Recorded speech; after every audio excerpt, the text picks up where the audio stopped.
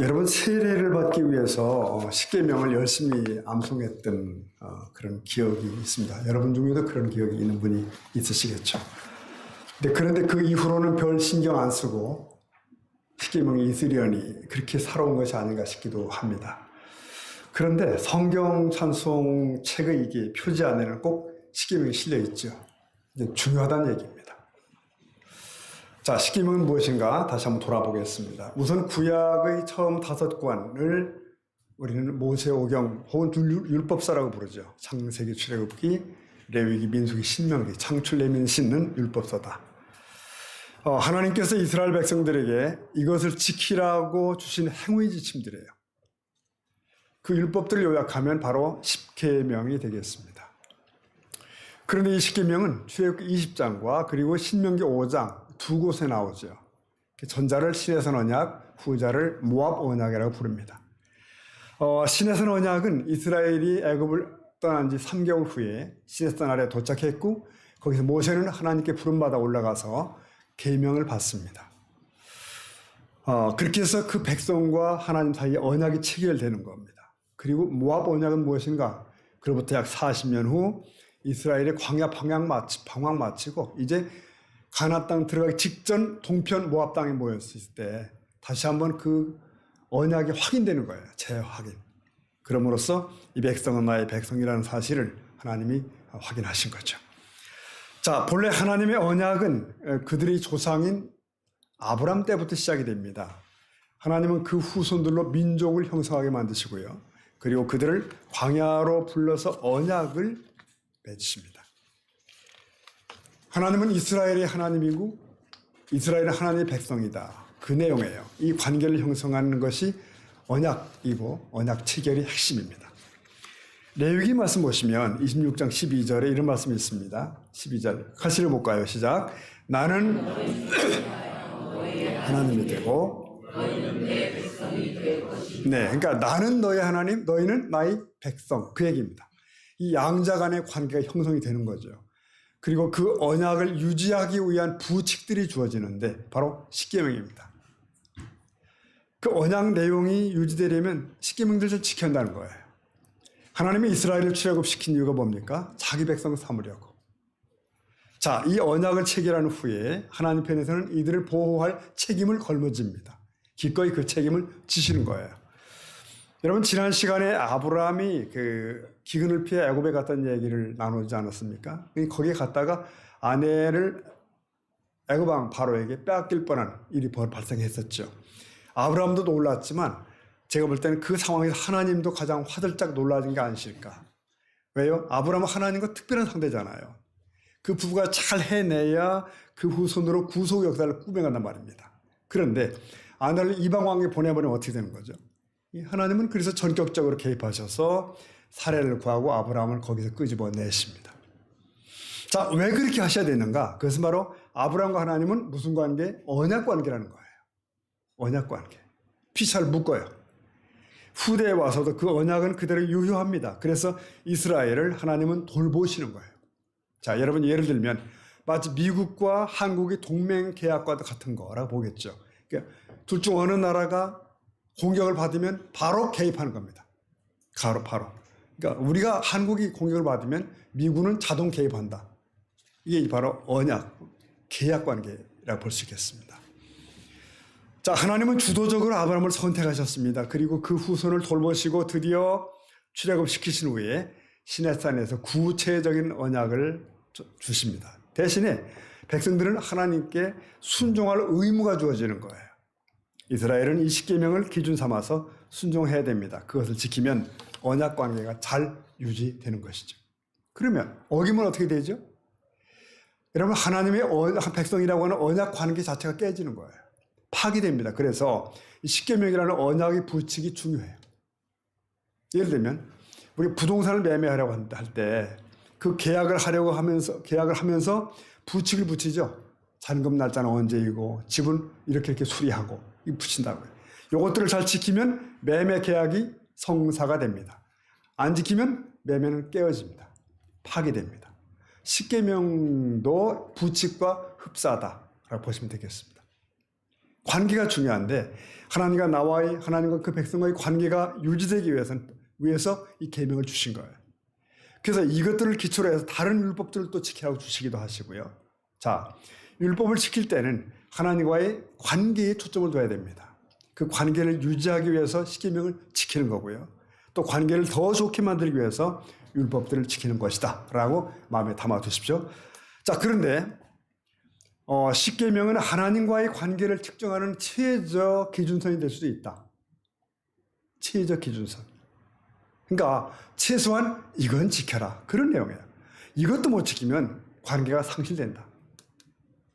그러면 그 계명의 가장 높은 기준은 뭘까요?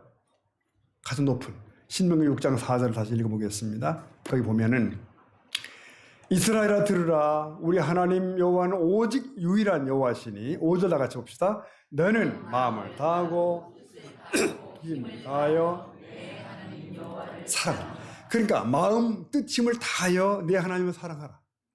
네, 이것이 사람 편에서 도달할 가장 언약의 최고봉이에요. 이 계명을 훗날 예수님도 재확인하십니다. 그래서 마태복음 22장 가보면 37절에 예수님이 이렇게 말씀하시죠. 예수께서 가라사대 보세요. 내 마음을 다하고 목숨을 다하고 뜻을 다하여 주 너의 하나님을 사랑하라. 자, 이게 첫째 계명이래요. 최고 고의 계명이래요. 그런데 앞에 신명기 계약 말씀을 그대로 쓰시면서 여기다가 목숨을 다하여가 붙어요. 목숨을 다하여. 예수님 말씀은 목숨을 다하기까지 하나님을 사랑하라. 왜 그러셨을까요? 하나님은 예수님의 목숨을 우리를 위해 주시기 때문에. 그래서 서로 목숨을 주고받는 관계가 됐다는 거예요. 이게 최고의 관계죠. 마음과 목숨을 다해 사랑하라. 자, 우리는 이 십계명들을 기초로 해서 나의 목숨을 다해 주님을 사랑하는 데까지 도달해야 된다. 를 생각해야 됩니다. 그러면 이 두 돌판에 새겨진 계명 10가지 항목들을 아주 심플하게 살펴보겠습니다. 첫 번째부터 네 번째까지는 하나님을 어떻게 상대할 것인가. 다섯 번째부터는 사람을 어떻게 대할 것인가 그거잖아요. 근데 모두가 다 구체적 행위들을 말씀합니다. 심오한 해석보다는 구체적 행위들을 보시라고 우선. 이토록 십계명이 중요하다면 왜 최저 기준이라고 하는가? 1차 독자인 이스라엘 백성들이 지켜낼 수 있는 그 수준이에요. 그 수준. 그러니까 문자 그대로 보면 이해가 가는 겁니다. 여러분. 심오하게 보지 마시고 우선 제1계명은 나 외에는 다른 신을 내게 두지 말라 그거잖아요. 그대로 보십시다. 그러면 나 하나님 외에 다른 신을 내게 두지 말라. 이거 어렵습니까? 쉽습니까? 이렇게 보시면 돼요. 오늘 예배드리러 오신 분 여러분 오래 예수 믿었던 분이든 초신자가이든 간에 여기 다른 신을 믿는 이가 와 있지는 않아요. 그렇죠? 이 자리에 참석한 순간 이미 1계명은 먹고 들어가고 있어요. 다른 신을 내 마음에 내 집에 두지 않아요. 출발 잘하신 겁니다. 하지만 이것을 장성한 신앙이라고 말하진 않죠. 기초죠. 제2계명은 뭐죠? 우상을 만들지 말고 섬기지 말라. 그 내용이잖아요. 보세요. 하나님을 위해 살지 못할지라도 자기를 위해 최소한 우상을 만들지 말아라. 그 내용입니다. 우리가 하나님을 섬기며 기도하고 간구도 하죠. 그런데 그때 하나님 외에 다른 신에게 간구하지 않지 않습니까? 최소한 광야 이스라엘 백성에게도 이 분명한 기준이에요. 여호와 하나님만 기구나. 제3계명은 하나님 이름을 망령되이 일컫지 말라. 그분의 이름을 영화롭게는 못해도 최소한 뭘 모욕하면 안 된다는 거예요. 욕되게 하면 안 된다는 거죠. 그러니까 광야를 걸으며 불평할 때 조심하라는 거예요. 내가 섬기는 내 하나님의 명예를 훼손하면 되겠느냐라고 묻는 것입니다. 네 번째 계명은 안식일을 거룩하게 지켜라. 평일에는 자기 일을 해도 최소한 그날에는 하나님 앞에 있으라는 거예요. 그분이 날 6일간은 일하라고 주셨죠. 그러므로 최소한 그날에는 하나님과 함께 지내라. 그 내용입니다. 제5계명 뭐죠? 내 부모를 공경하라. 내 부모를 공경하라. 모든 부모님들을 공경할 수는 없죠. 우리가. 최소한 자기 부모는 좀 공경해라. 네 부모를 공경해라. 그거 잘하면 내가 복도 줄게. 여러분 하나님은 경외하고 부모는 공경하는 겁니다. 왜요? 이럴 때 가정이 우리 삶이 유지가 되는 거예요. 6계명은 뭐죠? 살인하지 말라. 살인하지 말라. 이스라엘의 경우 이 살인은 타인의 생명을 뺏는 겁니다. 남의 생명을 구해주지 못할망정, 도와주지 못할망정 최소한 해치면 안 되는 거예요. 도와주고 구해줘야 돼요. 그러나 그리 못해도 해치면 안 된다. 7계명입니다. 간음하지 말라. 간음은 결혼한 자에게 해당됩니다. 최소 결혼한 자가 음행하면 안 된다. 간음은 부부관계를 파괴하죠. 가정을 훼손하죠. 훗날 예수님은 더 이것을 심오하게 적용을 합니다만, 8계명 도둑질하지 말라. 여러분, 물질적으로 누군가를 도와주지 못할 망정 그의 물건을 뺏어오면 안 된다는 거예요. 그건 아니라는 거죠. 그 다음에 9계명 거짓 증언하지 말라. 최소한 이웃에게 해를 끼치려고 거짓말을 드러놓지 말아라. 제 10계명 뭐죠? 이웃의 것을 탐내지 말라. 이 탐욕을 경고하는 겁니다. 아내나 종이나 가축이나. 왜? 이웃의 것이니까. 그러면 이웃의 가정을 파괴하고 이웃에게 피해를 주는 거예요. 여러분 보십시오. 결국 10계명은 하나님이 주신 최소한의 표준이라는 말이 맞습니다. 최소한 이스라엘 백성이 행할 기본 모습이 이거라는 겁니다. 그러므로 그걸 범하면 죄예요. 계명은 그래서 죄가 무엇인가를 보여주는 어떤 기준선일 수도 있습니다. 이걸 어기면 개인 신앙이 망가지고 나가 하나님과의 관계가 파괴되고 이웃과의 관계가 어그러지고 공동체가 문제가 생기고 그렇습니다. 그러면 이스라엘은 그 계명을 잘 지켰는가? 여러분, 그들이 이 계명을 범하는 일이 바로 그 즈음에 벌어지는 겁니다. 보십시오. 출애굽기 32장 33절 보면 여호와께서 모세에게 이르시되, 다 같이 볼까요? 누구든지 내게 범죄하면 자, 이 엄격한 말씀이 언제 주어졌을까요? 이 말씀은 바로 시내산 아래에서 금송아지를 만든 때입니다. 다시 말하면 모세는 산 위에서 여호와의 계명을 받는데 백성들은 산 밑에서 우상을 만들어요. 여호와가 애굽의 신들처럼 형상으로 보여야 직성이 풀려, 이 백성들은. 그래서 만드는 거예요.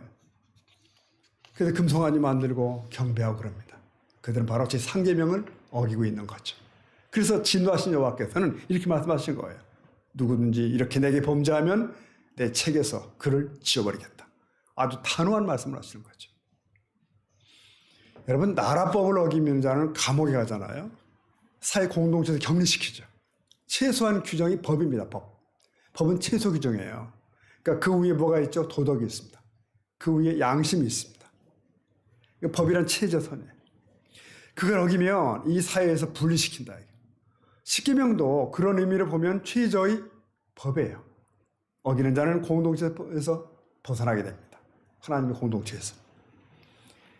멀리 뛰어가지고 여러분 미래 계시록 21장 가보면 천국 얘기가 많이 나오죠. 거기 천국 공동체, 성도 공동체를 보여주는데 이런 말씀이 나와요. 7절 보면은 이기는 자라고 불러요. 성도들을. 이기는 자는 이것들을 상속으로 받으리라. 그 다음에 읽어볼까요? 나는 그의 하나님이 되고 그는 내 하나님. 자, 보세요. 여기 있는 사람들을 가리켜서 주님은 나는 그의 하나님이 되고 그는 내 아들이 되리라. 이거 낯익은 표현이죠. 바로 그들은 언약 관계 안의 사람들이에요. 언약 맺을 때 이 말 나왔죠, 여러분. 바로 그런 자들이 천국을 상속하고 천국을 누린다는 거예요. 그러나 바로 그 뒤에 8절을 가보면 그 나라에 들어가지 못하는 자들이 설명이 돼요. 그 나라에서 배제되고 지옥에 던져지는 자들이 있다고 설명하면서 어떤 자들이 그러냐고 설명이 쭉 돼요.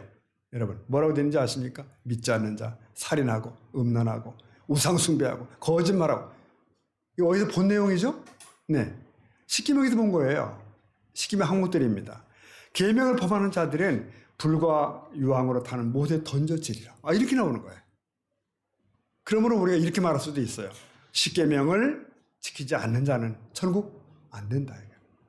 왜? 이미 하나님과의 언약 관계가 손상됐기 때문에 그런 거예요. 너는 나의 백성, 나는 그의 하나님. 이게 손상되어 있는 거예요, 이미. 계명을 어기는 자는 하나님과의 관계가 훼손됩니다. 고의적으로, 습관적으로 계명을 어기는 자, 혹은 양심의 거리낌과 회개가 없는 자는 결국 천국에 들어갈 자격이 없습니다. 천국은 무엇으로 가는가? 아이들 복음송에 있죠. 네. 믿음으로 가는 나라 하나님 나라. 맞습니다. 믿음으로 가는데 계명이 무슨 필요가 있지? 십계명이 왜 필요해? 이렇게 이해하시면 좋겠습니다. 예수를 믿고 성령님의 인도를 받는 자라면 최소한 수준의 계명은 지키더라. 지킬 수 있더라. 우상숭배? 불가능하죠. 내가 하나님의 사람인데 그게 가능한가? 살인하지 마라. 살인? 불가능합니다. 거룩한 성령이 내게 계신데. 최소한 하나님 믿는 자는 십계명의 수준을 넘어서 있더라는 거예요. 그러니까. 물론 때로 실족할 수는 있습니다. 네. 넘어질 수도 있죠. 그러나 믿음 있는 자는 다시 회개합니다. 다시 회복해요. 그러나 그 믿음도 없는 자는 하나님과의 관계가 단절됩니다. 그러므로 그가 십계명을 지키느냐 아니냐 그것은 그가 믿음의 소유자인지 아닌지를 재어보는 바로메타일 수도 있다는 거예요. 저 사람 믿음이 있나? 잘 모르죠. 그럴 때 가만히 보면 십계명은 지키네? 그럼 믿음이 있구나라고 기본적 추정이 가능합니다. 어느 날 예수님이 이런 말씀하셨어요. 마태복음 7장 21절에 가보면 나더러 주여 주여 하는 자마다 다 천국에 들어갈 것이 아니다. 아니요. 그 다음 뭐라고 하셨어요? 다만 하늘에 계신 내 아버지 뜻대로 여기 중요한 것이 행하는 자라는 말씀인 거 아시죠? 이 말씀은 주님이 마지막 심판 때 주신 말씀인데 그저 입으로만 그냥 주여 주여 립서비스만 하는 것들은 외면하겠다. 그리고 아버지 뜻대로 행하는 자를 내가 영접하겠다. 여기서 아버지 뜻이 뭐겠어요? 주신 계명에 다 나타나잖아요. 이렇게 하라 저렇게 하라. 그가 아무리 많은 일을 했고 주를 위해 살았다 주장한다 할지라도 그래도 계명을 무시하면 어긋나면 용납하지 않겠다는 거예요.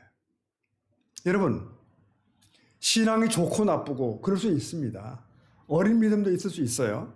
그러나 타락은 안 됩니다. 십계명을 범하면 타락의 길로 가기 시작하는 거예요. 미신을 섬기고 우상에게 절하고 살인하고 도둑질하고 여러분 이런 행위가 계속되면 양심이 화인 맞은 자가 되죠. 타락하죠. 하나님은 그것을 신앙으로 인정하지 않습니다. 나가 당신의 백성으로 인정하지 않죠. 언약 백성. 고로 십계명은 타락의 최저법이 된다라고 말할 수 있습니다. 노회의 그 회의에 참석하다 보니 흥미로운 것을 보게 됐습니다. 이제 신임원은 봄 정기노회에서 뽑거든요. 그런데 이 회의를 앞두고는 연석회의라고 하는 소모임이 모입니다. 연석회의. 연석회의는 노예 살림을 다 아는 전 노회장들을 구성합니다. 모여서. 거기서 신임원진을 미리 조각을 하는 겁니다. 그리고 본회의에서는 그 안을 가져다가 추인해요. 그러면서 회의가 물 흐르듯 흘러갑니다. 자, 그런데 만일 회의 도중에 단 한 명이라도 무슨 일이 있어서 이 안이 문제가 있다 생각했다고 한다면 손을 들어요. 그리고 법이요 오라고 외칠 수 있습니다. 법이요. 그렇게 하면 그 쭉 진행됐던 것들이 정지가 되는 거예요. 연석회의가 내놓았던 안은 무효가 됩니다. 무효. 즉 연석회의 결의는 법이 아니라는 거예요. 관례예요. 관례. 그것은 관례입니다. 여러분 만국 공통의 회의 원칙이 뭐죠? 본회의 현장에서 전원이 참여하는 투표. 그게 법칙이에요. 원래. 그게 법입니다. 그런데 누군가가 나와서 가지고 지금 그 법이 필요하다라고 외치면 다른 관례나 전통은 다 잠재되는 거예요. 그냥 물러가는 겁니다. 여러분 대개 관례는 유용하죠. 전통은 가치가 있습니다. 그게 생기는 거예요. 그런데 인간이 참 악해서 관례를 전통을 고의적으로 이용하기도 합니다. 편리함을 빙자해서 전통으로 법을 어기기도 해요. 그러나 분명한 것은 관례나 전통은 법보다 아래에 있다는 것. 아래라고 하는 것. 예수님 시대의 율법사들이 한 짓이 그거입니다. 자신들이 전통을 내세워가지고 하나님 율법을 어깁니다. 하나님 뜻을 거스르는 거예요. 이 점을 예수님이 책망하신 겁니다. 우리가 신앙생활도 그런 함정이 있습니다. 세월이 가다 보면 익숙한 관례나 전통을 자꾸 생각해요. 율법보다 계명보다 편한 쪽을 자꾸 선택해요. 개인 신앙생활이 이것을 남용하면 어떻게 되나? 자꾸만 합리적이고 편리한 쪽으로 신앙을 만들어갑니다. 내 게으름을 합리화시켜 버리죠. 그러나 하나님의 입장은 어떨까요? 변하지 않습니다. 신명기 4장 2절에 보면 예를 들면 이런 말씀하시죠. 내가 너희에게 명령하는 말을 그 다음 읽어봅시다. 시작. 너희는 가감하지 말고 내가 너희에게 내리는 근데 이게 하나님의 입장이에요. 그러니까 이스라엘이 주시는 명은 뭔가? 여호와의 명을 지키라, 계명을 지키라는 거예요. 기독교 신앙에 있어 법은 뭐라고요? 성경입니다. 구체적으로 율법이고요. 하라 하지 말라는 것이 613가지나 나옵니다. 율법의 기본은 물론 십계명이고 사람들은 율법을 융통성 있게 해석하고 적용합니다. 그런데 그때 조심할 건 뭔가? 그렇게 해석할 경우에 본래 하나님의 뜻에 가까운가? 하나님 원하시는 그거 맞나?를 생각하셔야 돼요. 여러분 우리가 교회 생활하다 보면 애매한 것들이 많죠. 특히 주일 성수 같은 경우. 본래 주일은 안식일에서 비롯되지 않습니까?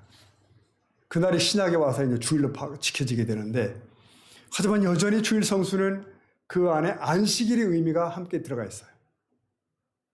본래 구약의 안식일이 어떻죠? 엄격하잖아요, 여러분. 개인이 사사로운 일은 일체 불가능해요.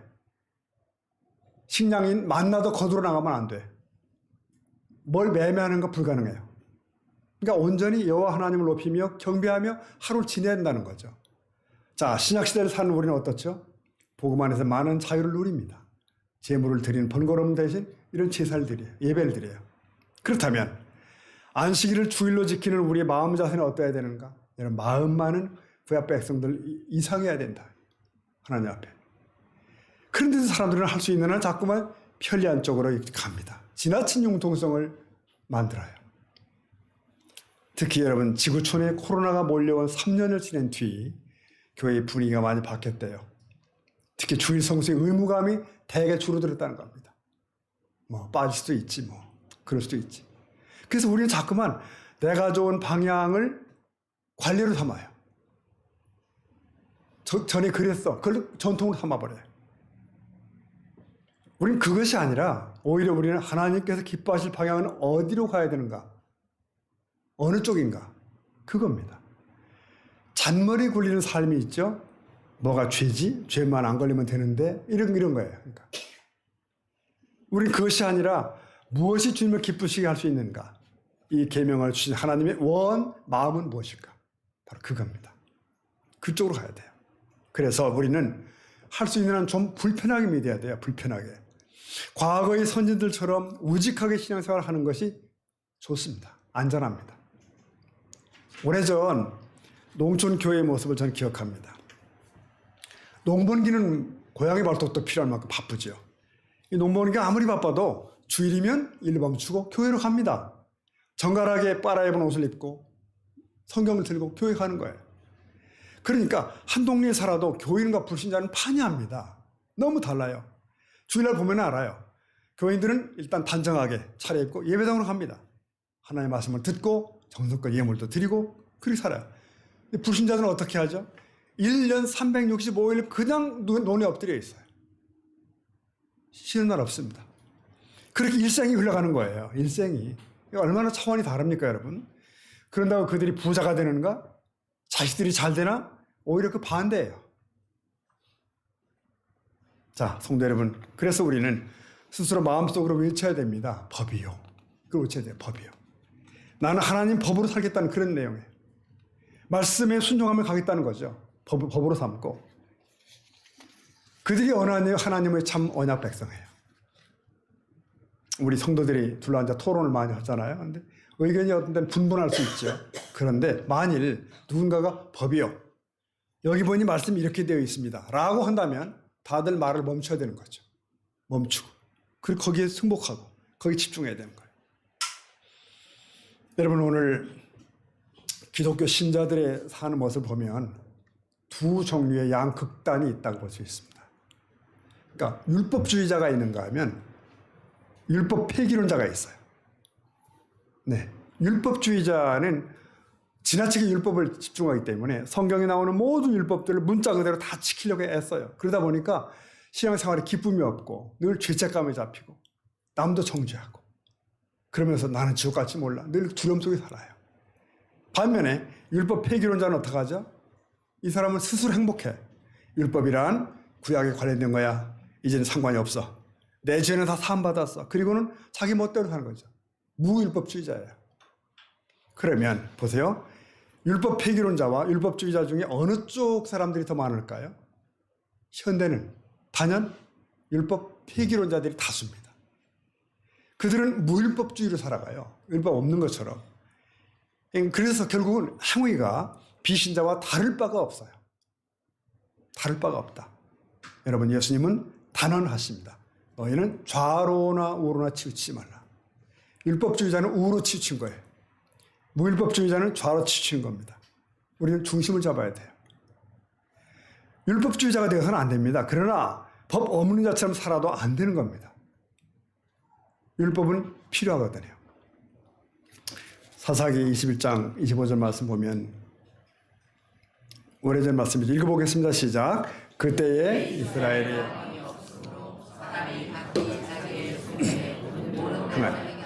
여러분, 이처럼 슬픈 얘기가 있을까요? 하나님과 언약 관계 속에 있던 특별한 백성인 이스라엘이 이런 처지가 된 거예요. 여기서 왕이 없다는 말은 하나님을 잊었다는 뜻입니다. 하나님을 잊었다는 말은 그분이 주신 계명을 망각했다는 얘기예요. 그래서 당시 사람들이 자기 판단대로, 자기 고집대로 시대의 분위기에 따라 살았다는 거죠. 행동했다는 거죠. 그러면 21세기 오늘은 어떨까요? 이 시대의 사람들에게 기준은 없습니다. 자기가 기준입니다. 그러면 이 시대의 하나님의 백성들은 어떨까요? 신자들은 사사기 시대의 사람들과 방불하지 않을까? 믿는다고 하지만 자기 소견대로. 역사는 반복되는 것일까요? 각기 자기 소견에 옳은 대로 행하더라. 성도 여러분, 그래요. 우리는 시대를 분별할 수 있어야 된다. 좌로 너무 치우치면 우로 잡아당겨야 되는 거죠. 우로 치우치면 좌쪽으로 당겨줘야 돼요. 지금은 때가 좀 강하게 우로 당겨줘야 됩니다. 그래야 중심을 잡을 수 있어요. 계명을 그래도 강조하고 율법을 다시 배우기 시작하고 그래야 돼요. 그래야 신앙의 균형을 잡을 수 있는 시대가 와 있습니다. 그래서 오늘 십계명 말씀을 드리는 겁니다. 자, 오늘 말씀을 매듭하겠습니다. 여러분, 우리는 예수님의 은혜로 의롭다함을 받은 사람이지만 나는 죄인입니다라는 고백을 계속할 필요가 있어요. 더 율법을 공부하고 더 계명을 지키려 애쓸 필요가 있어요. 그래서일까요? 요즘 가만히 보니까 어느 교회들은 주일 예배 때 온 성도가 십계명을 낭독하더라고요. 매주일 낭독을 해요. 아마도 성도들을 독려하고 다시 일깨우려고 하는 그런 이유가 아닐까 싶어져요. 우리는 어떻게 할 것인가? 마음의 신비에 계명을 새겨야 됩니다. 십계명을 사랑해야 돼요. 자주 읽고 묵상하면 좋겠습니다. 필요하면 냉장고에 써붙이고 자녀들 방에도 붙여주고. 여러분, 왜 그래야 되는가? 진정한 신앙생활은 진정한 생활신앙을 발생하기 때문입니다. 어느 성도님은 그런 얘기 하시더라고요. 내가 예수 믿고 난 후에는 휴지도 함부로 못 버리겠더라. 그랬습니다. 맞습니다, 여러분. 목욕탕에서 물도 함부로 낭비할 수가 없어요. 왜? 하나님이 지으신 자연이니까. 함부로 낭비가 안 되는 거죠. 내가 율법에 매여 살지는 않지만 그러나 내 안에 성령께서 법을 알려주셔요. 어떻게 살아야 되는지 방향을 알려주시는 거예요. 법을 지킬 마음을 주셔요. 그래서 함부로 언행하지 않습니다. 그렇게 하면 스스로 불편해지죠. 내 안의 영이 근심하십니다. 요한복음 14장 21절 예수님이 이렇게 말씀하시죠. 나의 계명을 지키는 자라야 나를 사랑하는 자니. 다 같이 나를 사랑하는 자는 나도 그를 사랑하여. 여러분, 이 계명을 지키는 자를 사랑하겠다. 이게 누가 한 얘기라고요? 모세가 한 얘기가 아니에요, 여러분. 예수님 자신이 주신 말씀이에요. 떠나실 날을 앞두고 제자들에게 말씀하셨습니다. 성령을 보내주실 것을 말씀하시면서 이 말씀을 주신 거예요. 그래서 성령은 우리가 계명을 잘 지킬 수 있도록 오신 거룩한 도움이다 라고도 말할 수가 있습니다. 율법을 온전히 지킬 자가 어디 있어요? 넘어지기도 하고 실수도 합니다. 그러나 지킬 수 있도록 위로하시고 힘을 주시고 다시 일으켜 주시는 거예요. 자, 다시 정리해 보겠습니다. 우리의 신앙은 우리가 의롭다 함을 받고 구원받는 근거는 예수 그리스도의 피 공로 하나입니다. 그 공로를 받는 수단은 예수 그리스도를 믿는 믿음이에요. 따라서 구원은 전적으로 하나님의 은혜이고 하나님의 선물 맞습니다. 자, 그런데 이 은혜를 받은 사람은 감사함으로 하나님의 계명을 지켜 행하게 됩니다. 100% 다 지킨다는 말이 아니라 지켜 행하려고 노력하는 것이 그의 삶의 패턴이에요. 근본적으로 그 방향이에요. 성령이 우리 안에 거하심으로 우리는 거룩하게 살려는 소망을 가지게 돼요. 성령이 우리를 도우심으로 우리는 육체의 소욕을 대적하고 선한 일을 원하게 돼요. 네. 이것도 내 노력으로만 되는 거 아니죠. 내 안에 계신 성령의 도우심과 인도하심과 더불어 역사하는 겁니다. 여러분, 성도들에게 있어서 행함이란 부담스러운 숙제와 같습니다. 그럼에도 성경에서는 분명히 행함으로 믿음이 온전해진다라고 말씀하십니다. 신실한 철학자인 파스칼에게 친구가 물었답니다. 나도 자네처럼 믿음이 좋으려면 어떻게 해야 되나? 그때 파스칼이 대답을 그렇게 했대요. 나처럼 행동하면 되네. 그랬대요. 우리들도 바른 믿음과 말씀에 바탕하여 행동하는 것이 맞습니다. 주님의 은혜에 감사하며 주의 뜻대로 행동하는 것이 맞습니다. 그러기 위해서 십계명으로 시작되는 겁니다. 여러분, 행함이 부담과 족쇄가 되지 않고 기쁨과 감사로 변해서 우리의 믿음을 증명하는 도구가 될 수 있기를 축복합니다. 그가 저와 여러분의 삶이 되기를 다시 한번 소원합니다. 우리 이 말씀 읽고 마치면 좋겠습니다. 요한일서 5장 3절 말씀 읽으면 좋겠습니다.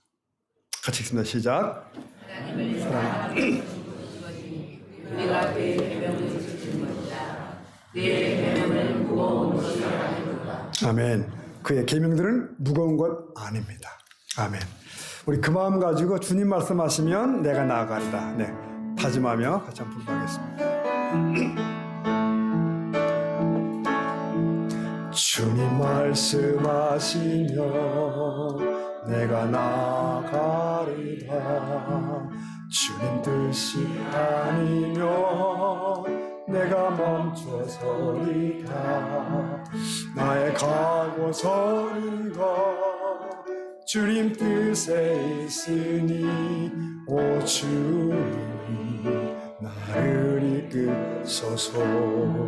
주님 말씀하시면 주님 말씀하시면 내가 나아가리다.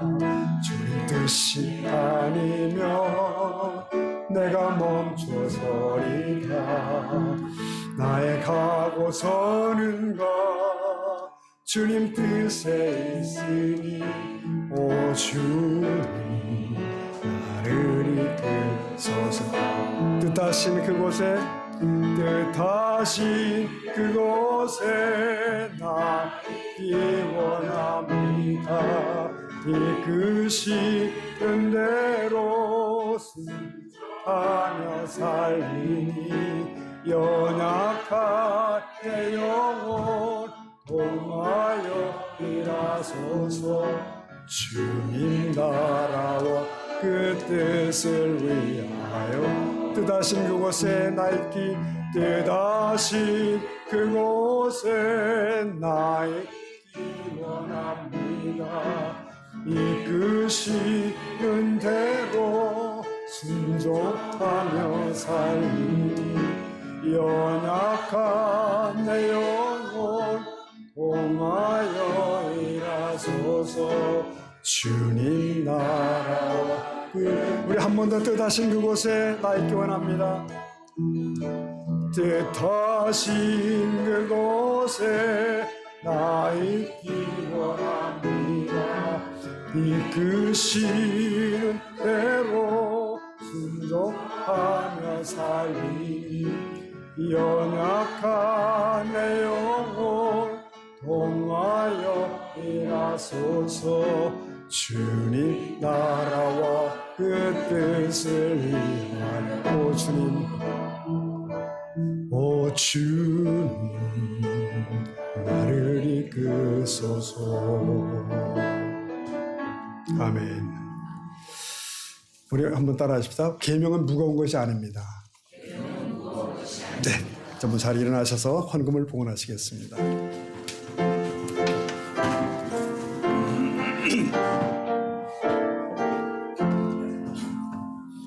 온 세상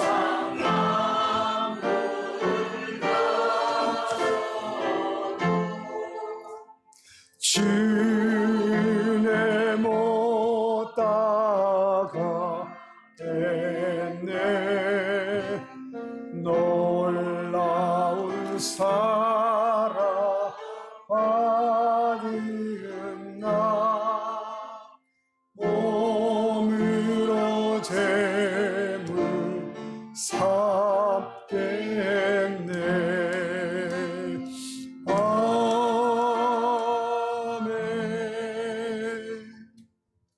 아버지 하나님, 우리를 신약시대의 새 이스라엘로 삼으시고 하나님의 거룩한 언약 백성으로 이끌어 주심을 감사합니다. 하나님은 나의 하나님이시고 우리는 하나님의 백성이라는 사실을 한시도 잊지 않으며 그 신분에 걸맞는 삶을 살아갈 수 있는 저희가 다 되게 하여 주시기를 원합니다. 계명은 무거운 것이 아니라고 말씀하셨사오니 부족하지만 저희들 죄 말씀대로 살려 몸부림칠 때 거룩한 성령께서 우리를 도우시고 우리를 하나님의 사람답게 빚어줄 줄 믿습니다. 그 삶을 살아내는 복된 하나님의 성도들 다 되게 하셔서 하나님의 거룩한 언약 백성으로서의 모습을 잃지 않는 저희들 되게 하여 주옵소서. 이 아침에 드려지는 저희들의 예배와 이 아침에 드려지는 저희들의 헌물을 주께서 받으신 줄 믿습니다. 주님 나라를 위해 사용하여 주시고 이 시간 여기 서 있는 저희들 개인과 우리의 사랑하는 자녀들, 부모님, 형제들 그리고 또한 우리가 사랑하는 모든 이들 그 나라 민족까지 하나님의 크신 은혜가 넘치길 원하고 하나님의 보호하신 가운데 있는 저희들 되게 하여 주옵소서. 축복합니다. 이제는 우리 구주 예수님의 귀하신 은혜와 아버지 하나님의 사랑과 성령님의 교통하심이 주의 말씀을 붙들고 이 땅을 그렇게 살기로 다짐하는 복된 주의 자녀들 머리 위에 영원히 함께 하시기를 간절히 축원하옵나이다. 아멘.